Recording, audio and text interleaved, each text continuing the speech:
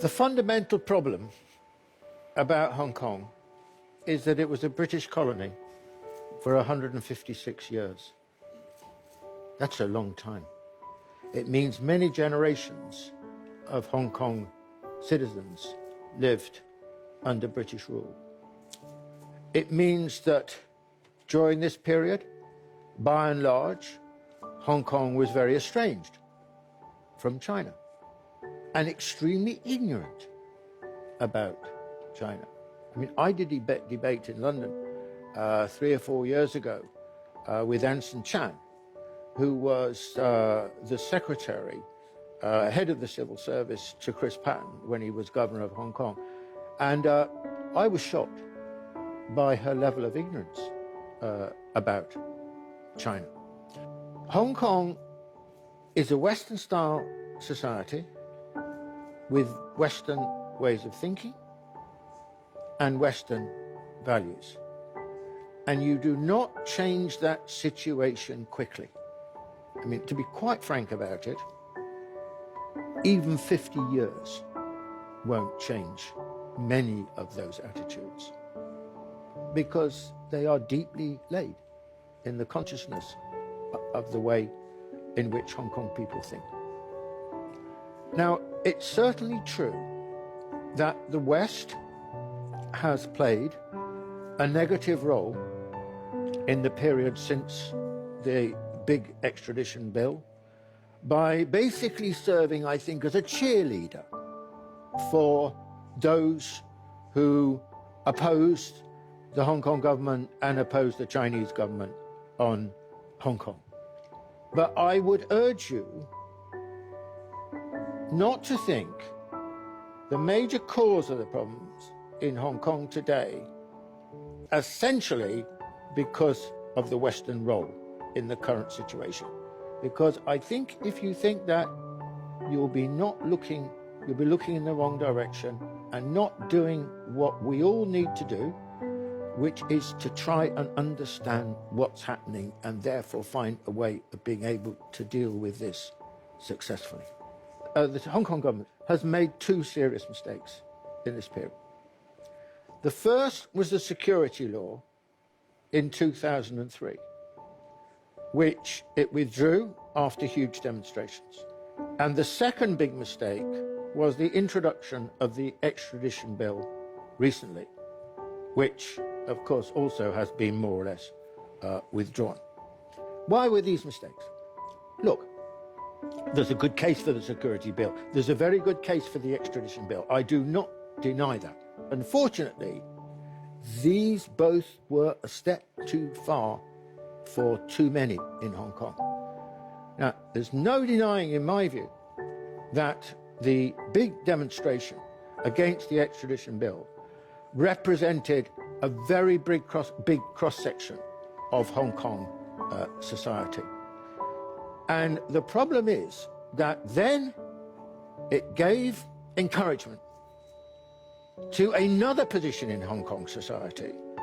And the different position is they want universal suffrage, and a section of them want independence for Hong Kong. And they are pursuing their objectives in a violent way which no government in an advanced country can tolerate. This is inexcusable. And I think one of the great tasks here is to find the ways to isolate these sections and move Hong Kong opinion away from that position. I mean, I really don't think these young, excuse the expression, kids represent the mainstream of Hong Kong opinion. I think it would be quite wrong for us to think in these terms. Now, this brings me to the deeper questions. I think that there's a feeling of displacement. Over in 1997, the Hong Kong economy was roughly 1/3 of the size of the Chinese economy. Today, it is less than 3% of the size of the Chinese economy. In other words, there's been an extraordinary shift in the center of gravity away from Hong Kong towards China. And it is stark, actually, for Hong Kong because perhaps the best exemplar of this transformation in China is just over the border in Shenzhen, which in 1978 was just a fishing village. And Hong Kong was much richer and riding high and all the rest of it. And today, it's complete role reversal. Shenzhen is perhaps the most remarkable city in the world. In some ways, the most advanced city in the world. And what's happened to Hong Kong? I would suggest that by and large, the difficulty is that Hong Kong is relatively stuck. It did have a role, but it feels in many senses as if it's lost that role. So I think that if you want to understand the mentality of Hong Kong people at the moment, you've got to take into account all these kind of considerations. They feel, they're angry, they're frustrated, don't know where they're going. You've got a Hong Kong economy which is relatively stagnant, which has been unable to reinvent itself, and for certain sections of the population, conditions have got worse. Young people cannot ever afford, or vast majority can never afford to have property. So they feel embittered by this, and they feel that there isn't much of a future in that situation. If you think about China, what has transformed China over the last 40 years? Reform and opening up. That is the reason that China's been transformed. A remarkable vision, starting with Deng Xiaoping, with a constantly rolling process. One of the wonderful things I think about reform and opening up is there's no end point.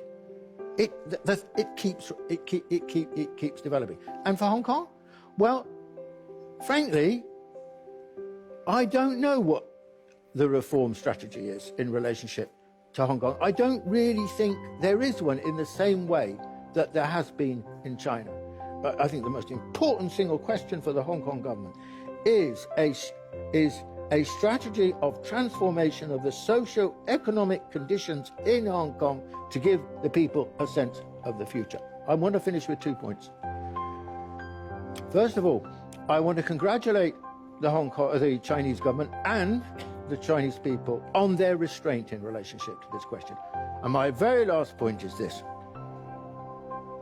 It's so obvious that Hong Kong's future is as part of China. I mean, what else can it be? I mean, these kids are kind of out of their minds. Independent Hong Kong? Well, all your trade, everything is linked so profoundly to China. What are you going to do in that situation?